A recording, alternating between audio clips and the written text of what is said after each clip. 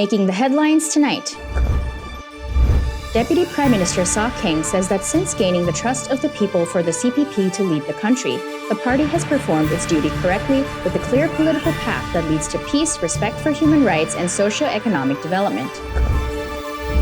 The special envoy of the ASEAN chair for Myanmar, while briefing the UN Security Council, says both ASEAN and Myanmar want the country to return to normalcy, but the solution to this ongoing crisis can only come from the political actors in Myanmar themselves. Thousands of flag-waving Israeli nationalists marched through the Muslim quarter of Jerusalem's Old City on Sunday in a deeply divisive parade that Palestinian factions warned could reignite their conflict with Israel.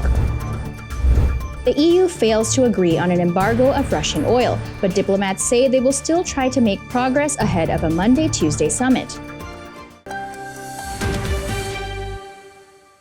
This is the Daily Roundup on EAC News Channel. A very good evening to you. I'm Darshana Gauchan. The Vice President of the Cambodian People's Party, Deputy Prime Minister Saw King, has said that since gaining the trust of the people for this party to lead the country, the party has performed its duty correctly, with a clear political path that leads to peace, respect for human rights, voting rights, socioeconomic development, and protection of people's lives from danger. However, the Deputy Prime Minister also acknowledged that there were challenges that arose while leading the state, but said that these mistakes were not the result of the party's political mistakes. EAC News reporter Decca Nin has more. Speaking during a meeting with leaders and members of Cambodian People's Party Committee 27 at the headquarters of the CPP on Monday morning, Deputy Prime Minister Saw King said that there are many factors that contribute to mishaps in leading the state, attributable to an inability to sufficiently meet needs, inactivity of some government officials in their services, or other side effects that require new policy to be implemented to solve these problems. He said, overall, those challenges are not the result of political or strategic mistakes that are detrimental to the nation. Separately, some extremist opposition groups and unscrupulous groups not only have not participated in solving existing challenges, but have also used those challenges to create unrest and distort the reality of society through populist movements in an attempt to create social insecurity for their political gain, regardless of national interest and the people of Cambodia. The Deputy Prime Minister ordered party members to make more efforts to unite, build solidarity, disseminate party policies and working conditions, both nationally and internationally, to increase the number of party members and voluntarily assist civil servants without discrimination and resolve challenges and inactivity to make the party win in the upcoming 2022 Commune District Council elections and 2023 national elections. The CPP was formed on the 28th of June 1951 by the Cambodian Nationalists to liberate the nation from French colonization. It is the oldest party in Cambodia, has played a major part in leading the struggle to liberate the Cambodian people from the Khmer Rouge regime in 1979, and has continued to lead the Cambodian government to this day. With only 6 days left, the 5th Commune District election will be held on the 5th of June, with 17 political parties taking part. There are 11,622 seats from 1,652 communes and districts nationwide to be won, with more than 9.2 million registered voters. Dekanin, EAC News. The special envoy of the ASEAN chair for Myanmar, Deputy Prime Minister Prak Sokhonn, briefed the UN Security Council on the outcomes of his first visit to Myanmar and the outcome of the consultative meeting on ASEAN humanitarian assistance to Myanmar. He said that both ASEAN and Myanmar want the country to return to normalcy, and the ASEAN Special Envoy understands that the solution to this issue can only come from the political actors in Myanmar themselves. EAC News reporter Anthony Ellis has more details.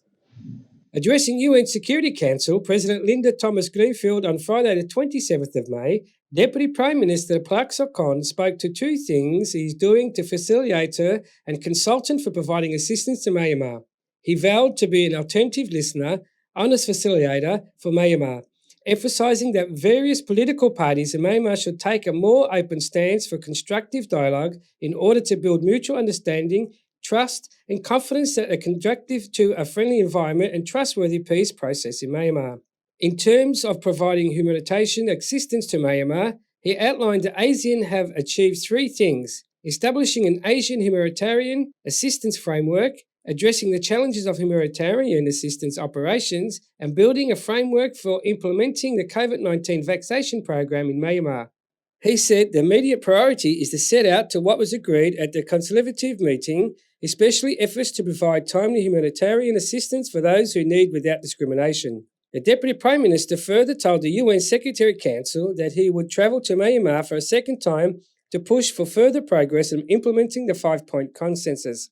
Posting on his Facebook page on Friday night, Deputy Prime Minister Prak Sokhonn said this was the second report to the UN Security Council on Myanmar.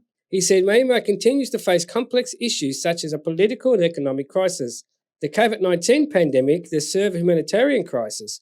However, this does not mean despair, and long both ASEAN and international community continue to encourage constructive relations with Myanmar, contrary of the policy of isolation.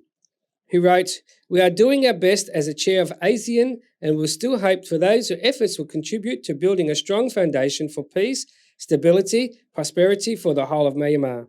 The 5 points that the ASEAN Special Envoy looks forward to pushing for during the next visit in Myanmar include the cessation of violence, participation in constructive communications, engagement in the COVID-19 vaccination campaign, the vision of humanitarian aid, and optimism for the Myanmar can return to normalcy." The Myanmar military staged a coup to overthrow the government of Myanmar on the 1st of February 2021, arresting the state councillor Aung San Suu Kyi, President Win Myint, and other ruling party officials. Hours after the arrest, the Myanmar military declared a 1-year state of emergency and handed over power of the Commander-in-Chief of Armed Forces, Senior General Min Aung Hlaing, sparking protests across the country. This was a bloody crackdown. However, the situation has reported changed somewhat after the 2022 chairman of the ASEAN, Prime Minister Hun Sen, visited the country in early January, and ASEAN Special Envoy, Deputy Prime Minister Prak Sokhonn, led the delegation to pay a working visit in March 2022. Anthony Ellis, EAC News. Member of the Cambodian People's Party Standing Committee and Chairman of the Youth Central Committee, Hun Manait, has told CPP youth that the grassroots are a force that always support the party in every election because the people at each locality are the ones who witness the development of infrastructure, the village commune environment, safety and order, and the improved provision of public services on the ground. He shared these remarks during a meeting with the Secretariat and the subunits of the Youth Central Committee of the CPP in Phnom Penh on Sunday, 29th May. EAC News reporter Deka Nin has more details. During the meeting, Hun Manait stated that the Youth Central Committee of the CPP has strived to serve the institution with pride and honesty, as well as with the will to serve the nation and the people in accordance with the policies of the party and the leadership of the party President Hun Sen. He added that the CPP has earned many great achievements and merits in history, which gives pride to young people and encourages them to participate in politics. He reminded everyone of the role of the party's youth to protect the people to achieve peace and development. He said, "The youth of the Cambodian People's Party has played an unchanging role with unwavering resolve in serving the party for more than 70 years and will continue to ensure the effectiveness of their work, especially in the context of development and transformation of society, in the name of the successors that the party has taken care of, organized, nursed, maintained, and built capacity for on a regular basis from the very beginning." Young people must remember that the grassroots are a real force that has always supported our party in every election, because the people in each locality are those who live and have seen the development of infrastructure, village commune environment, safety, and order, as well as the focus on providing public services closer to the people. The CPP was formed on the 28th of June 1951 by the Cambodian nationalists to liberate the nation from French colonization. It is the oldest party in Cambodia and played a major part in leading the struggle to liberate the Cambodian people from the Khmer Rouge regime in 1979. The party is currently led by its president, Prime Minister Hun Sen, and 4 vice presidents: Deputy Prime Minister Saw Keng, Senate President Sai Chom, Deputy Prime Minister Thiep Banh, and Deputy Prime Minister Mai Sam-on, with National Assembly President Heng Somrin as honorary president. Dekanin, EAC News. The Secretary of State of the Ministry of Social Affairs and Secretary General of Disability Action Council, M. Chan Makara, has emphasized the importance of ensuring the convenience of persons with disabilities in respect of equal rights, providing justice, and helping persons with disabilities show their talents and find job opportunities. He made this statement during the training of national trainers on physical and infrastructure to facilitate the second generation in Phnom Penh on Monday morning. EAC News reporter Anthony Ellis has the story. Speaking on behalf of the Minister of Social Affairs, Vong Sut, Secretary of State Chan Makra said that the past as well as the present, Prime Minister Hun Sen, the Honorary Chairman of the Disability Action Council, launched a National Disability Strategic Plan with consideration given to the provision of facilities, including making improvements of physical infrastructure and equipment, public transport, communication, knowledge and information technology systems, as well as other tools and services for persons with disabilities. He said that the head of the royal government has taken great consideration to ensure equal rights and respect, stating that the persons with disabilities have the same rights as others, including the right to participate fully in community life.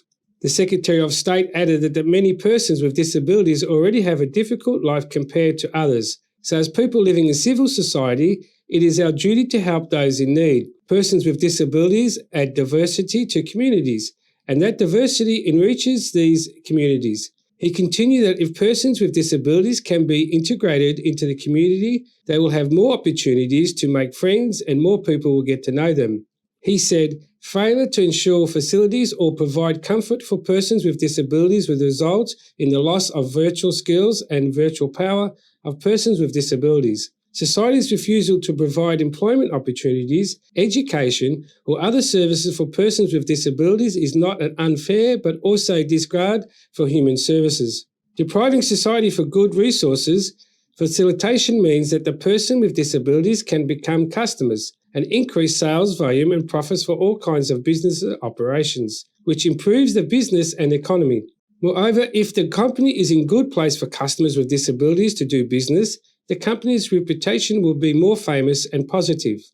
According to Secretary of State Chan Makra, a provision of facilities for persons with disabilities is being taken into account with new public spaces are designed or construction. Public spaces are being renovated, including historic buildings, and when renovating infrastructure for persons with disabilities or restoring public places, it is important that designers, architects, builders and persons with disabilities themselves think about the best ways to ensure accessibility.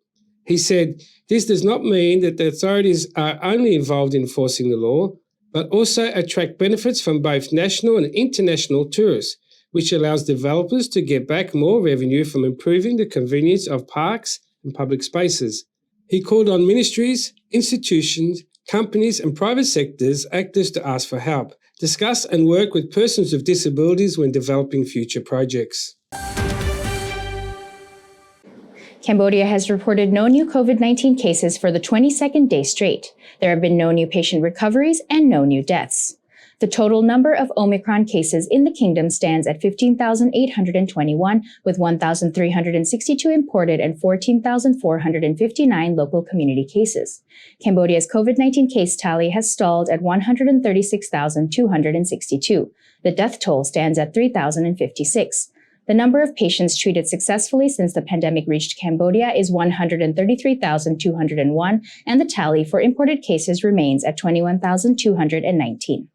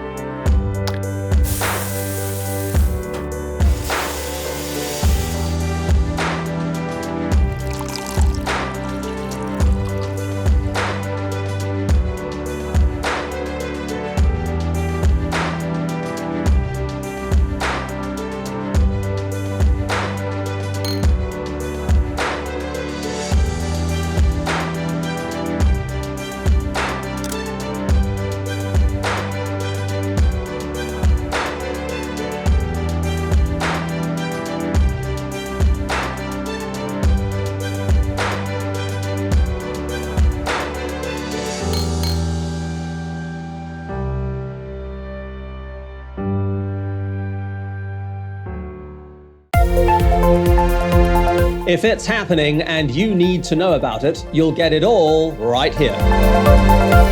EAC News brings you updates and breaking news in English across all of our platforms and channels.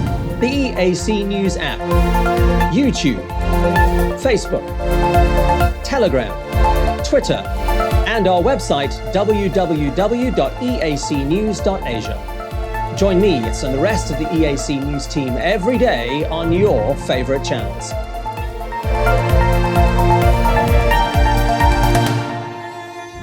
EAC News, Cambodia made clear.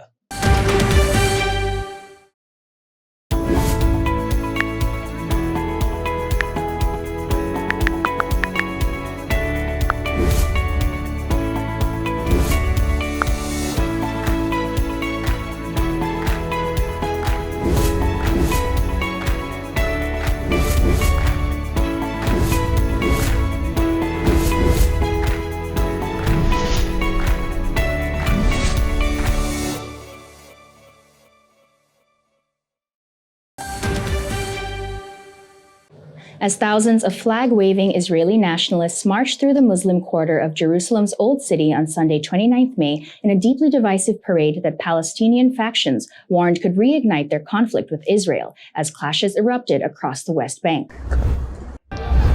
The annual Jerusalem procession celebrates Israel's capture of the Old City in the 1967 Middle East War and draws thousands of cheering, chanting participants to its narrow stone streets. Tens of thousands of flag-waving Israeli nationalists, some chanting death to Arabs, marched through the Muslim quarter of Jerusalem's Old City on Sunday, defying threats of retaliation from Palestinian militants. Metal barricades shaped the route of the march in the aim of decreasing tension and friction between Palestinians and Israelis. Hours before the procession was due to kick off, police locked some Palestinians inside a mosque on the Al-Qaisa compound as Jewish visitors arrived for daily tours of the compound, which is revered by both Muslims and Jews. Israel sees all of Jerusalem as its eternal and indivisible capital, while Palestinians want the eastern section as capital of their future state. Hamas, deemed a terrorist organization by Western government, sees all of modern-day Israel as occupied. Palestinians view Sunday's march as an Israeli show of force and part of a broader campaign to bolster Jewish presence across the city. Adding to the tensions, police said a record of 2,600 Jews had toured Al-Qaisa Esplanade ahead of the march. Looking to halt the visits, Palestinians hurled stones and set off fireworks before being pushed back by police firing stun grenades. Some scuffles broke during the march in spite of Israeli police precautions. According to the Palestinian Red Crescent Society, around 62 people were treated while 23 were hospitalized in Jerusalem. Israeli police repeatedly clashed with Palestinians in Al-Qaisa compound in April during the holy month of Ramadan, with Muslims angered by the rising numbers of Jewish visitors to the mosque esplanade. 2 weeks ago, the funeral of Al Jazeera journalist Shireen Abu Akleh, killed during an Israeli army West Bank raid, descended into chaos when police charged the mourners and yanked away Palestinian flags.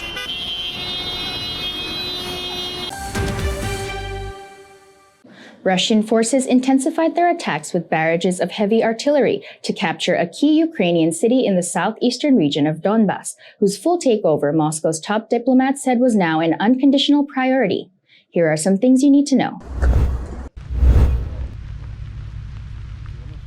Russian shelling has destroyed the entire critical infrastructure in the Ukraine city of Severodonetsk, President Zelensky said on Sunday, 29th of May. The battle for Severodonetsk, which lies on the eastern bank of Seversky Donets River, is in the spotlight of Russian Alps, out of slow but solid gains in the part of the country known as Donbas, comparison Luhansk and Donetsk regions close to the Russian border. A warehouse in Bakhmut in the Donetsk region was repeatedly hit by missile strikes for a second consecutive day on Saturday, the 28th of May, according to local authorities. No casualties were reported by authorities, but rubble has been strewn across the street on Sunday, the 29th of May, in front of severely damaged warehouses. Ukraine's President Volodymyr Zelensky visited Ukrainian troops on the front lines in the northeastern Kharkiv region on Sunday, the 29th of March. The visit makes his first official appearance outside Kyiv region since the start of Russia's full-scale invasions of Ukraine on February 24th. He was seen handing out awards and gifts to many personally. The official presidential website cited him as saying to them,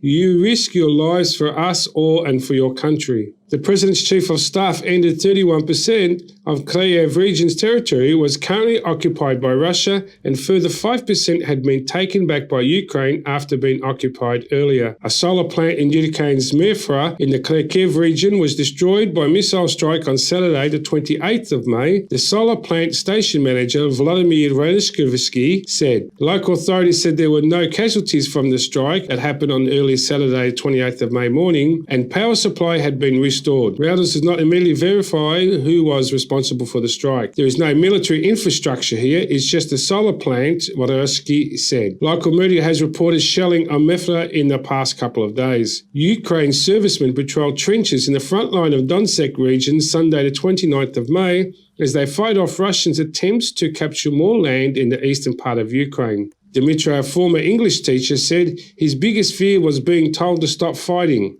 A negotiated settlement can only happen in Ukraine terms. As the president is happened, it would be a horror. He said adding to such a move could end President Zelensky's career. Ukraine has stated receiving Harpoon anti-ship missiles from Denmark, arms that will bolster forces fighting Russia's invasion, Ukraine Defense Minister Alensky Zreskov said. A bunch of Ukraine's Orthodox Church that remain loyal to Moscow after 2009 schism has said it will break with Russia's church over the country's invasion of Ukraine. Churchgoers in Kiev on Sunday the 29th of May said they accept the split but were concerned about unity among Orthodox believers in Ukraine. The EU failed on Sunday to agree on an embargo of Russian oil, but diplomats will still try to make progress ahead of a Monday-Tuesday summit on an exemption of pipeline deliveries to landlocked Central European countries, officials said.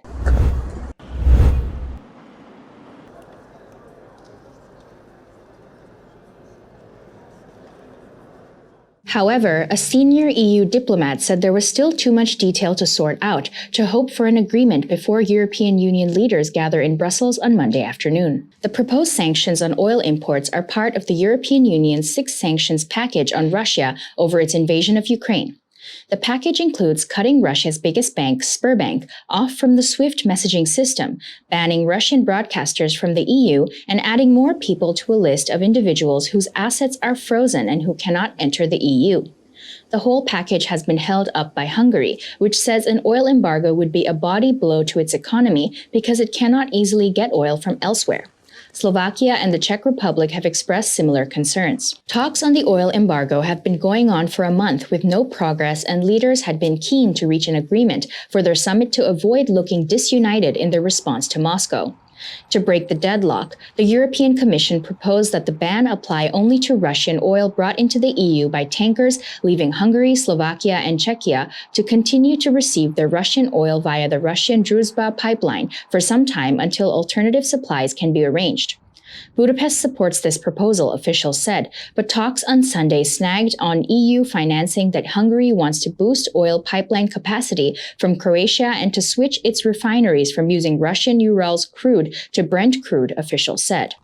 This will be discussed by EU envoys on Monday morning, along with the problem of how to ensure fair competition given the higher prices that member states reliant on shipped Brent crude would face as a result of the sanctions.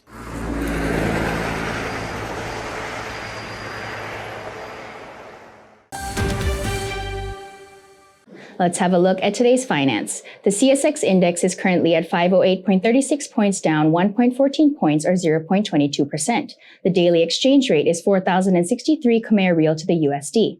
Now let's look at what is happening in finance around the world. The dollar was under pressure in Asia on Monday as was headed for its first monthly drop in 5 months as investors have scaled back in bets that rising US rates will spur further gains and fears of the global recession have reclined a little. In Asia trade, as the dollar was a fraction weak on the euro at $1.746, just above a 5-week low, having dropped 1.5% in the common currency last week. The dollar index, which hit a 2-decade high of 105.010 early in May, dipped about 0.2% to 101.430 on Monday. Sterling held its week gains at 1.2649.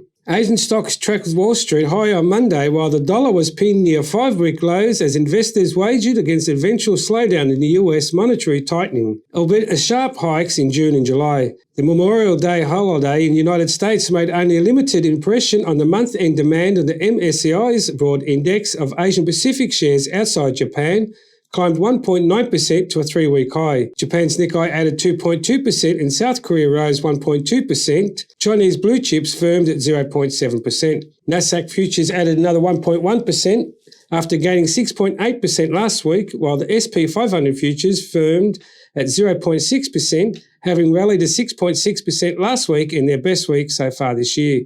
Euro Stoxx 50 futures gained 0.6% and FTSE futures 0.2%. The euro was holding firm at $1.758 on Monday, having risen 1.6% last week to as far as $1.0764. The dollar index stood at 105.50 after shredding 1.3% last week to hit a 5-week low at 101.43. The dollar was softer than the yen at 126.98, but still has solid support around 126.37. The pullback in the dollar helped gold off its recent lows and the metal was trading at $1,862 an ounce. Oil prices have been supported by expectations from the stronger demand as the US driving season gets underway, and as European nations negotiate over whether to impose an outright ban on Russian crude oil. Brent rose 80 cents to $120.23, while the US crude gained $1.07 to $116.14 a barrel. That's the latest news on finance. Tune in tomorrow for more.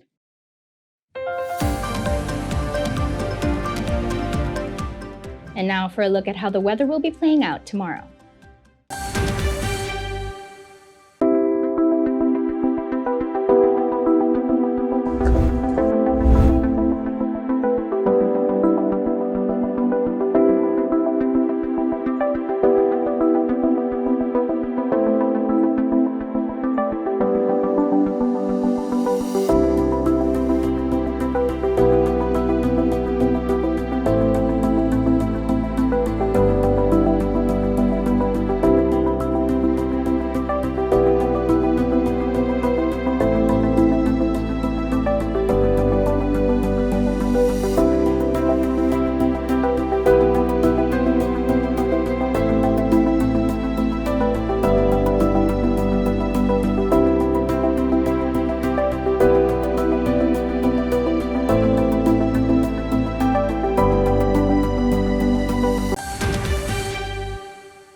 And finally, Venezuelan Juan Vicente Perez Mora, declared the oldest person in the world by Guinness World Records last week, celebrated his 113th birthday on Friday.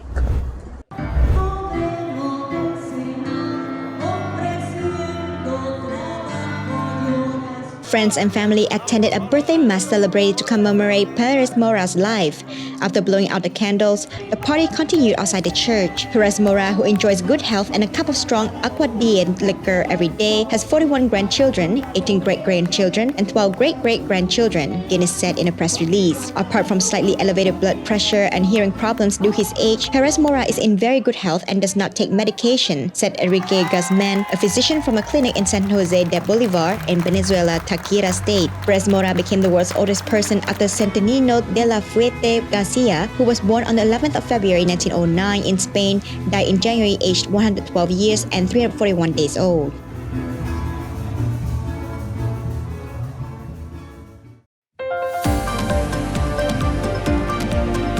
Thank you for watching the Daily Roundup on EAC News Channel. For more breaking news and updates, you can check out our website, eacnews.asia, or search EAC News on Smart TV, Telegram, or at your favorite app store. More from the EAC News team tomorrow night at 8 p.m. We will see you then.